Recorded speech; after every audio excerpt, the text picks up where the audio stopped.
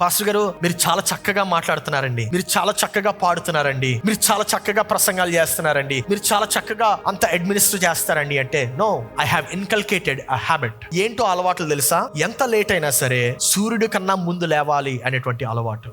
ఏం చేసినా నీట్ గా ఒక పద్ధతిగా చేయాలనేది. It is the habit that I have created. I listen, I read a lot of books. అనేక ప్రసంగాలు వింటాను. I have a habit of reading the Bible every day. I have a habit of praying every day. కొంతమంది అదేదో ఆత్మీయమైనటువంటి కార్యంగా feel అవుతా ఉంటారు. ఆత్మీయమైన కార్యమో కాదో తర్వాత సంగతి అండి, ముందు అది అలవాటు. మీకు విషయం తెలుసా? నీకు అది అలవాటుగా మారక ముందు అది నిన్ను అనారోగ్యపరుస్తుంది. ఉదాహరణకి, మీరు ఎప్పుడైనా కొత్తగా జిమ్ కి వెళ్తున్నట్లయితే, ఫస్ట్ డే చాలా చక్కగా చేస్తారు, చాలా బాగుంది అనుకుంటారు, రెస్ట్ తీసుకుంటారు.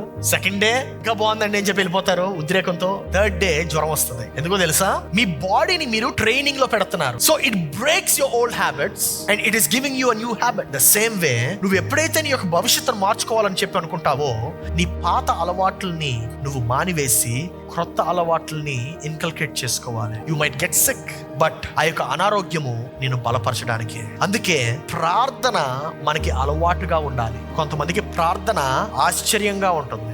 Change your prayer into a habit and God is going to change your life. Amen.